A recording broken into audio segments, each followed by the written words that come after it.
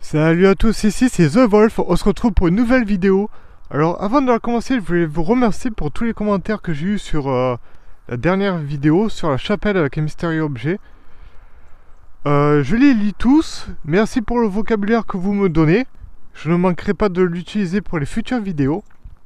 Alors aujourd'hui je vous réserve une petite pépite, on va aller explorer le château fort. Et on peut voir qu'il y a encore tous ces remparts. Je sais pas s'il y a un chemin d'accès. S'il n'y en a pas, j'irai sur la droite. Je passerai à travers la végétation. Il n'y a pas l'air d'y en avoir beaucoup. Et il y a une brèche dans les remparts. Donc je pense j'ai 10-15 minutes de marche pour y arriver jusqu'en haut.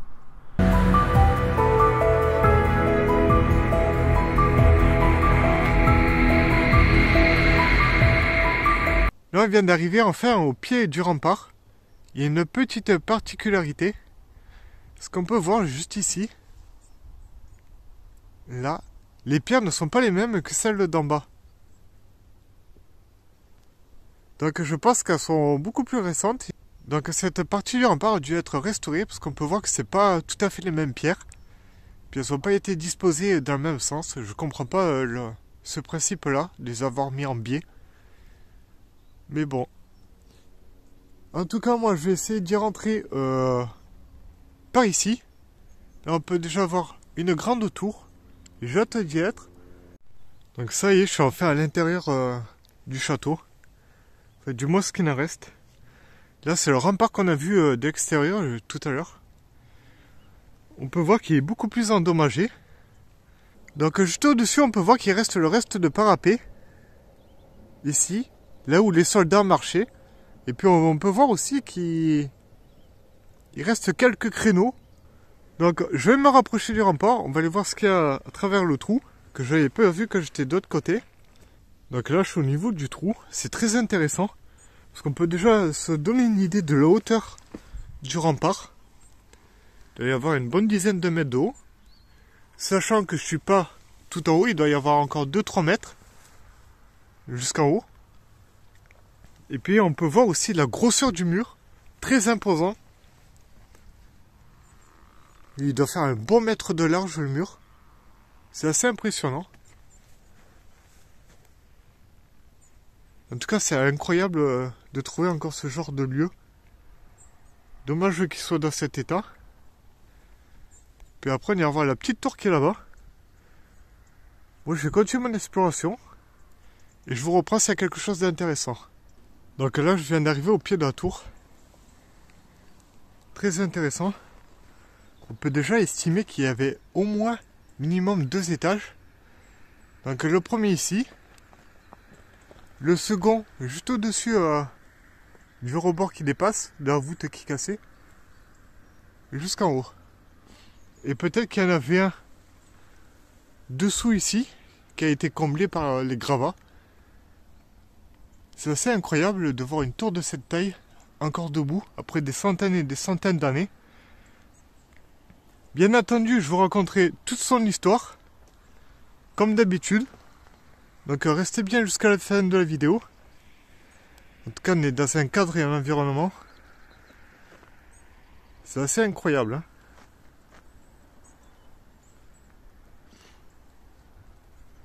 Déjà, moi, il y a un point qui me titille un petit peu. C'est ici, sur le rempart. On peut voir qu'il y a des guignols.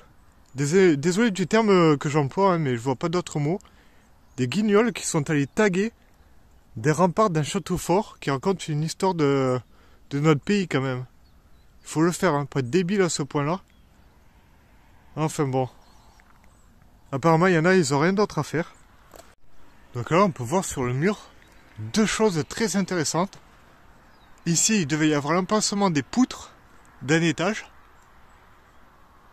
Et juste là, une drôle d'ouverture dans la voûte, enfin dans ce qui reste de la voûte. C'est la première fois que je vois ça depuis que j'explore des châteaux forts. Dites-moi ce que vous en pensez en commentaire, si vous savez ce que c'est. Parce qu'apparemment il y a des experts là-dedans. Perso, je pense que ça devait être un passage pour l'étage supérieur. Il devait y avoir une sorte d'échelle ou d'escalier pour accéder à l'étage supérieur. Je pense que ça devait servir à ça. En tout cas, c'est très étroit. Et si ça servait à ça, je me demande comment ils faisaient à l'époque. Hein. Donc là, je me trouve de l'autre côté de la tour, du côté extérieur. Plusieurs choses intéressantes, encore une fois. On peut voir qu'il y a des trous dans le rempart. Alors, est-ce qu'il y avait genre un bâtiment qui était collé à côté et c'était les trous des poutres? C'est possible. Mais ce qui me titille le plus, c'est ceci. Dites-moi en commentaire ce que vous en pensez. Désolé pour le zoom qui est pas ouf. Il y a des sortes de petites pierres là qui dépassent du mur sur une ligne droite. Donc est-ce que c'était le reste d'un toit d'un bâtiment qui était collé et qui dépasse encore un peu? Vous savez, les styles d'ardoise ou pas? Je sais pas. En tout cas, ce château il est plein de surprises. On peut voir que de l'autre côté, la végétation a complètement brûlé. C'est bien dommage. Moi, je vais continuer l'exploration. Je vais m'approcher du rempart qui est juste là-bas. Je vous reprends ici. Je suis au pied du rempart. Encore une fois, une nouvelle petite chose. On dirait qu'ici, il y a une sorte de réservoir d'eau de pluie. C'est assez profond quand même. On peut voir une sorte de bassin là qui faisait tout le tour d'ici. Donc je sais pas si c'est ça, hein, c'est que des suppositions. Mais ce qui est bizarre, c'est qu'au pied du rempart, on peut voir qu'il y a deux constructions différentes. Donc la première sur laquelle je marche, qui est collée au mur. La seconde qui doit être la même. Sauf que cette fois-ci, elle est décollée du mur. Je pense que ça a dû bouger avec le temps.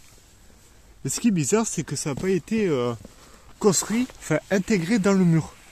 On peut voir hein, clairement que c'est deux choses différentes. Donc, dites-moi en commentaire ce que vous en pensez.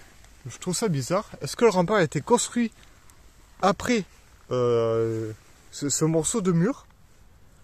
Ou si ça a été construit en même temps, mais si ça a été construit en même temps, pourquoi ils n'ont pas croisé les pierres pour tout solidifier?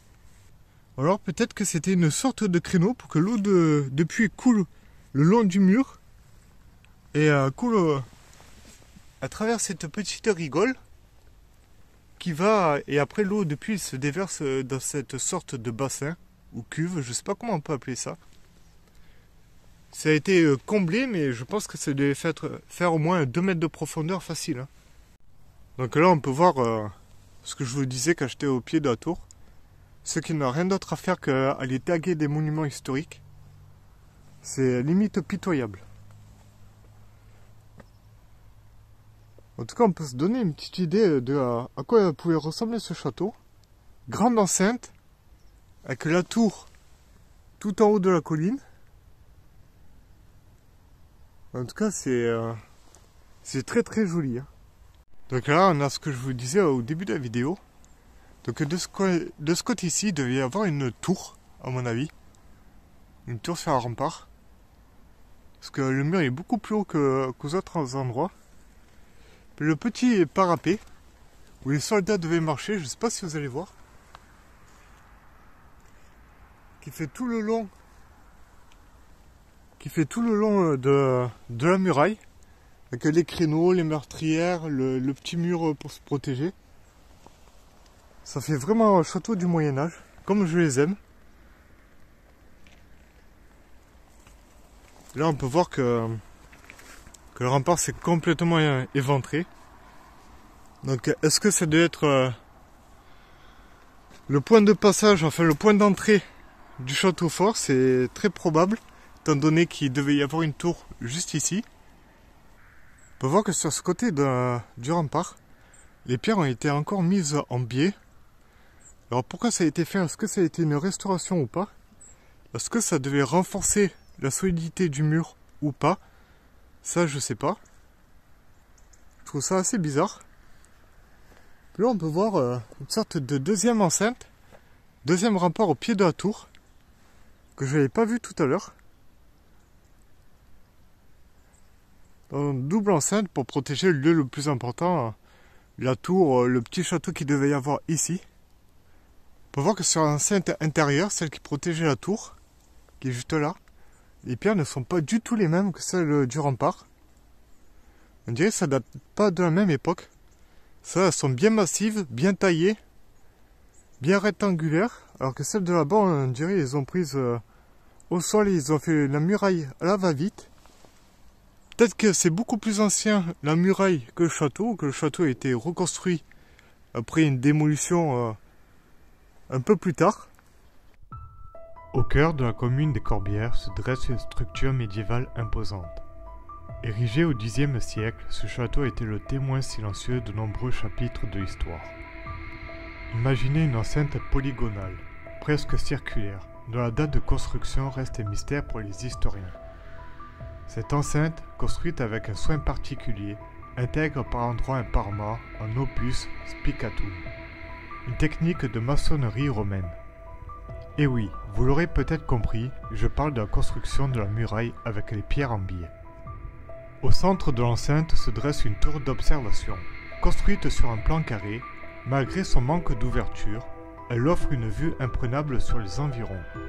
Le rez-de-chaussée de la tour est voûté et une ouverture de la voûte permet d'accéder au premier étage, également voûté.